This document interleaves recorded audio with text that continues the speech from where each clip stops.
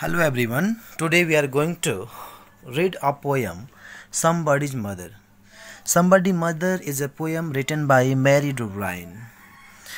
It is a very beautiful poem. तो बच्चों आज जो हम पोएम पढ़ने जा रहे हैं Somebody's Mother, इसका मतलब होता है किसी न किसी की माँ, किसी की माँ। तो ये बहुत ही बेहतरीन पोएम है जिसके राइटर हैं मैरी डुब्राइन। तो बच्चों बिना देर किए हुए हम लोग चलते हैं, इस पोएम को स्टार्ट करते हैं। Then what happens? The woman was old and ragged and grey. एक जो औरत थी वो फटे पुराने कपड़े पहने थी, बहुत बूढ़ी औरत थी और फटे पुराने कपड़े पहने हुए थी, उसके बाल जो थे ग्रे हो गए थे। And went with chill of winters day, और ठंडे के दिन की ठंडी के कारण है ना वो बिल्कुल ठिठुरी हुई औरत थी।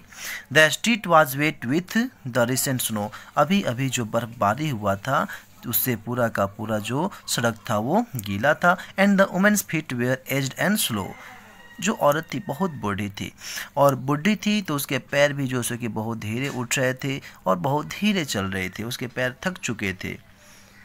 And what happened? She stood at the crossing and waited long. वो क्रॉसिंग पे, क्रॉसिंग आप समझते हैं बच्चों, जहाँ पे सड़क को पार करना होता है ना, तो क्रॉसिंग पे खड़ा होकर के लंबे समय तक वेट करती है। Alone uncared for amid the throng, वहाँ पे भीड़ भाड़ के बीच में अकेले चुपचाप खड़ी है, सड़क पार करने के इंतज़ार कर रही है, लेकिन उस भीड़ में कोई भी उसकी तरफ ध्यान नहीं देता है। अब ह्यूमन बींग्स हूँ पास्ट हर बाई, जो लोग वहाँ से गुजर रहे थे उनमें से कोई उसके ऊपर ध्यान नहीं देता है। Nor heeded the glance of her, उसमें से किसी ने भी उसकी उस उत्सुक आंखों के ऊपर ध्यान नहीं दिया, उस औरत के ऊपर ध्यान नहीं दिया जो वहाँ पे खड़ी हुई बड़ी बेचैन थी, बहुत परेशान थी। तब क्या होता है?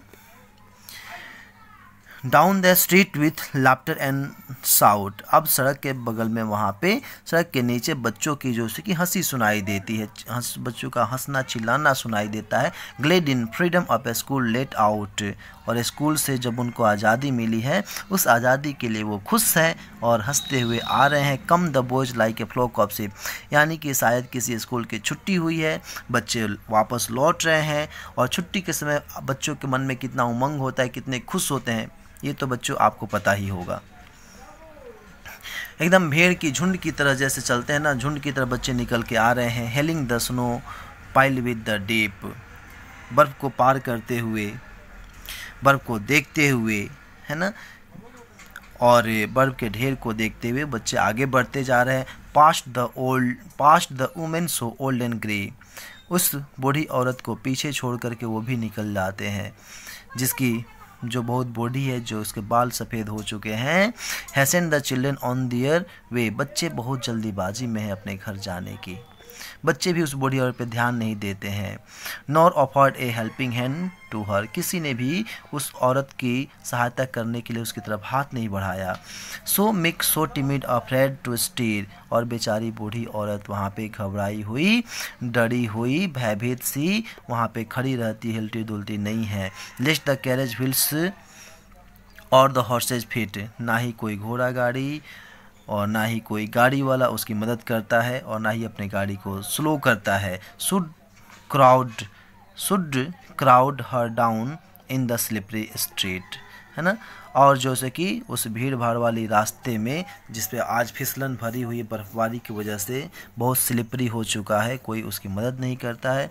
बेचारी बूढ़ी औरत वहाँ पे खड़ा होकर के मदद का इंतज़ार करती रहती है, कोई उसकी मदद के लिए सामने नहीं आता है। Then what happens? At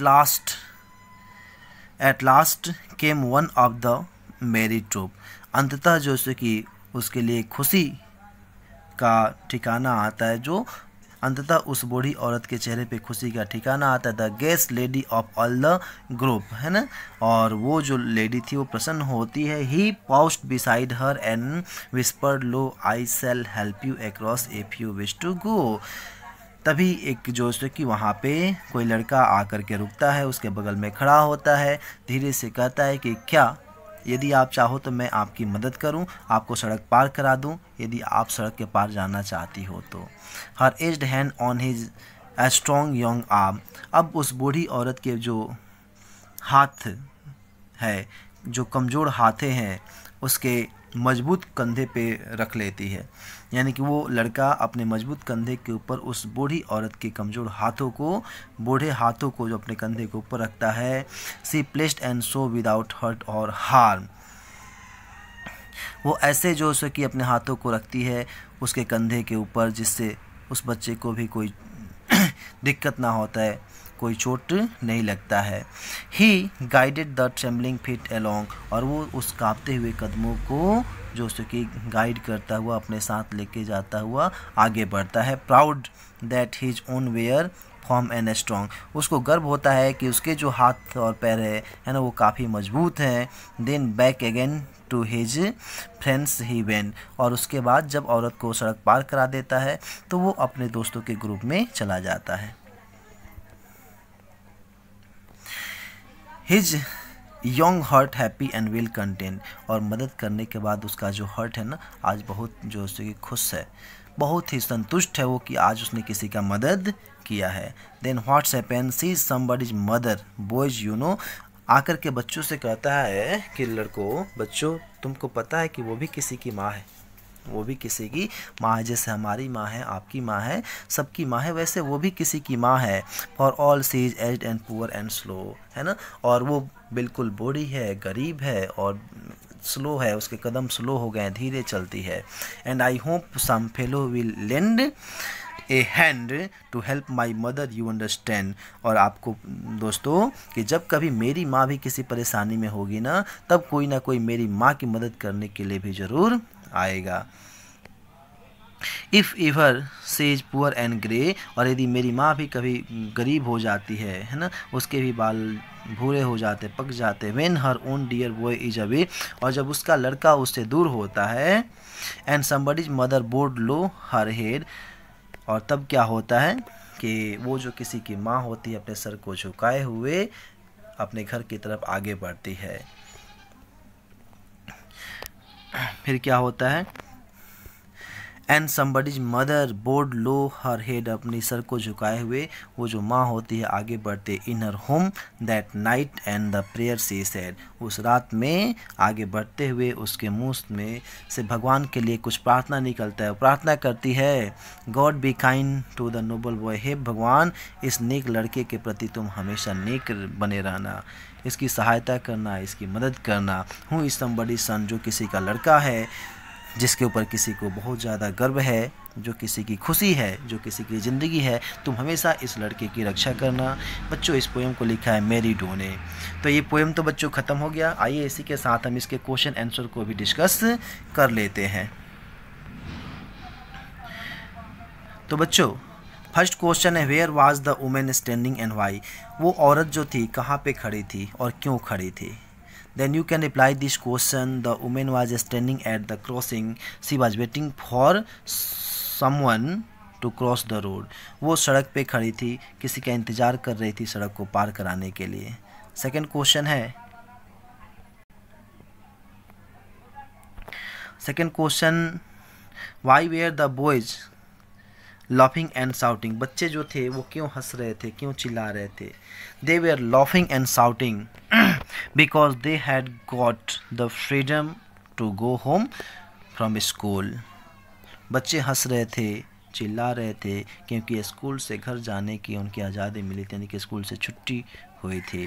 third question, how did one of the boys help the women, उन बच्चों में से एक बच्चे ने कैसे उस औरत की सहायता की। He helped the women cross the busy road, उसने उस औरत को उस बिजी रोड को क्रॉस करा के उसकी सहायता की।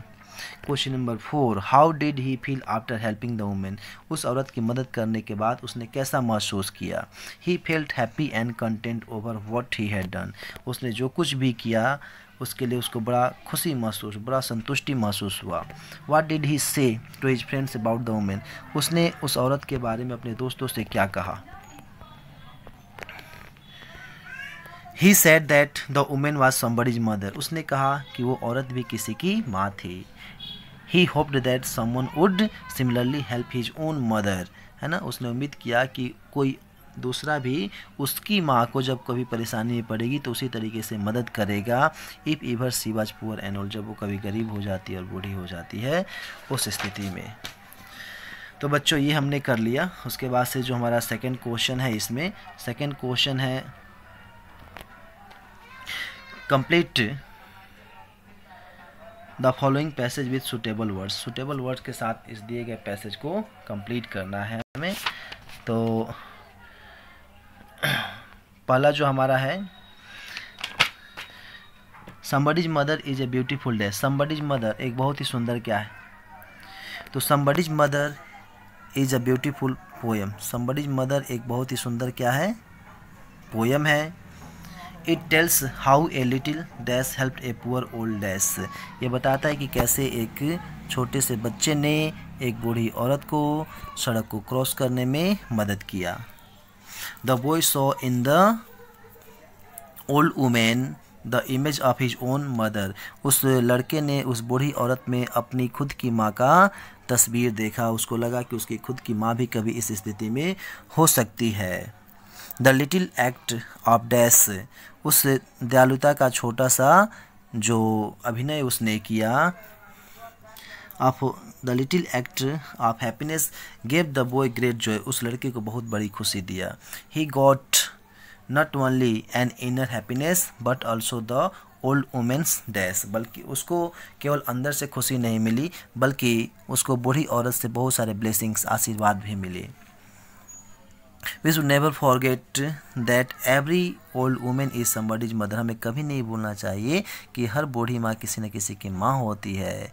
And every little boy is somebody son, और हर छोटा बच्चा किसी का सन होता है। तो बच्चों ये तो हमने कंप्लीट कर लिया। उसके बाद से नेक्स्ट हमारा जो क्वेश्चन है, right well.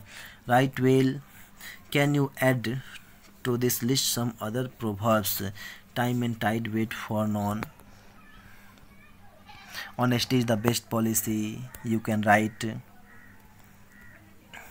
After that, honesty is the best policy. Look before you leap, slow and steady wins the race. Make hay while the sun shines. Where there is a will, there is a way. Okay बच्चों, तो आज हम यहीं पे इस story को ख़त्म करते हैं। फिर हम मिलते हैं अगले नेक्स्ट वीडियो में। तब तक के लिए बाय एंड टेक केयर।